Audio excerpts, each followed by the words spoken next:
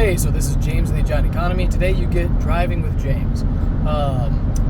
So I just got back from having a lunch with a really good friend, and we were talking, and about all sorts of stuff, catch up on the normal stuff in life with single guys.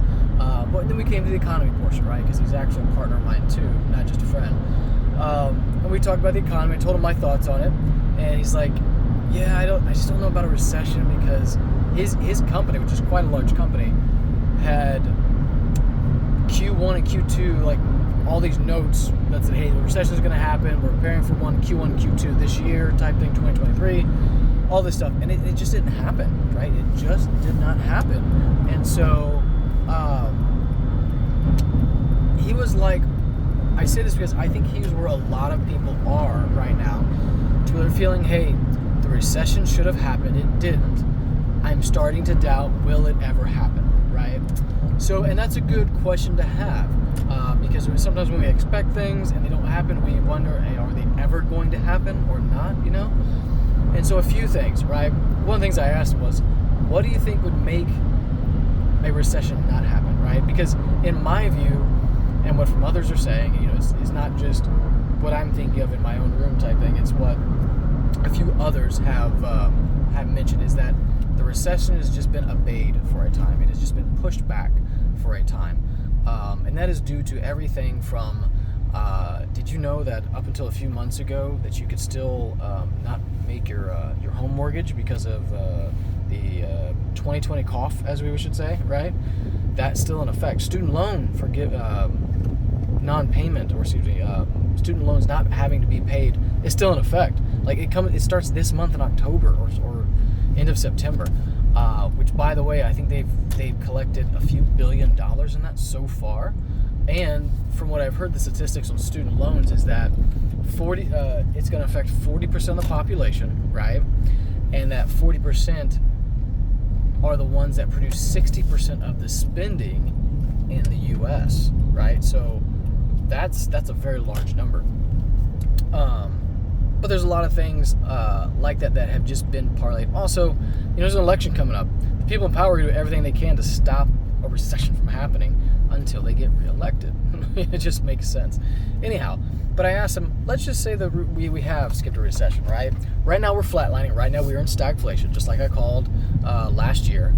And stagflation is going to get worse, and it's going to hurt really, really badly. What's going to get us out of this, right? That's what I asked him. What is going to get us out of this? And he was like, going through the Rolodex of what gets us out normally, besides, hey, maybe the next president does something that's cool. It's like, well, what's the president going to do? Whichever side he is, that's going to change things for the better. For the better.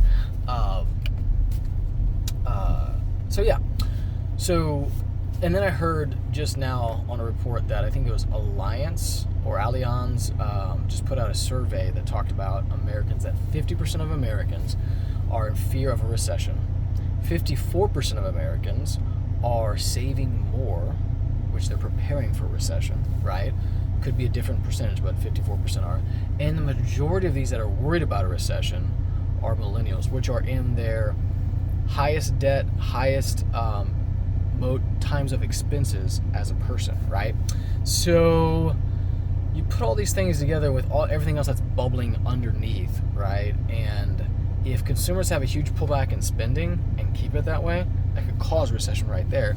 But I think it's going to be, let's put it this way, how do you cause a recession or a pullback in prices from assets to everything, right?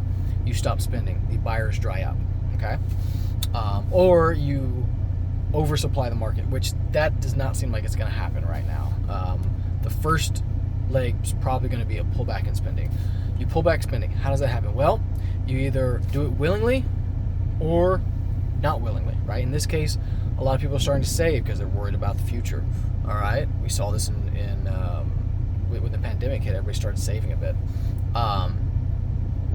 So you start saving. That's the willing portion of it. You spend less. The other thing is the unwilling part is you lose your job, you lose your sources of income, and you can't spend, right? You can't swipe that credit card anymore because it's maxed out, and that's it. That is a forced way of stopping spending. either way, spending's got to stop one way or the other.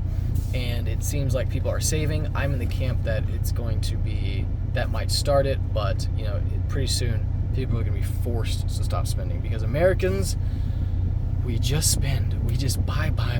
And I'm buying tons of assets right now, so I love it. Not really spending on myself, but buying for my future, as you would put it. And I'm enjoying it, enjoying seeing the rewards of that come in, both me and my partners and I. But I can't see anything that says prices are going to start going up like dramatically, right? From here on out, I just don't see it. If you see it, if you know, or can theorize or hypothesize a way which our economy goes up higher without getting monetary inflation, as in government throws in more money at us, put in the comments. I really genuinely want to know, because I've always trying to test my hypothesis. Am I right? Am I wrong? What? So if you know that, put in the comments.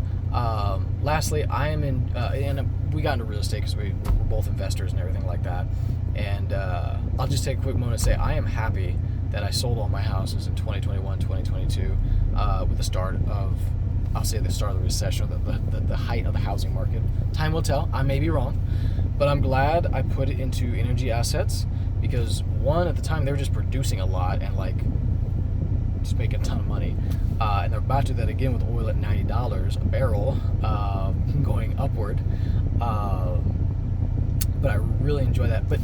And I've come to find, and this is kind of like a little after the fact to learn, that another reason I love it is because they're assets that don't have any downside, right? So in other words, if you got a rental home, the tenant could stop paying rent, they could trash the place, you got realtor fees, you got vacancies. Those are all downsides, right? Where you got to pay for something without making money. On these, there are no downsides type thing. You just make money. That's it. I mean, it's great. The risk versus reward profile is amazing, especially as we see that we may go into a downturn, a pullback, which a lot of people are going to get hurt if they don't have a lot of cash. And Americans are at 1 billion or 1 trillion in credit card debt, and that's not the good debt either. That's the bad debt. So it is. I'm just waiting for this dam to break again. And I'll have to put a video of this showing the charts. I'm thinking it's going to break sometime in the summer or Q3. And there's another guy that had said that, so I got to make a video on that. So like and subscribe. Don't miss that video. Again, I'm going to put charts on it. I'm going to show what other people are saying. It's going to be good. So thanks for joining me on this. Post your comments. Post your thoughts. What do you think? If you're interested in learning more about energy assets, you can reach out and contact me. Again, this is James and the Giant Economy. Hope you guys are doing well.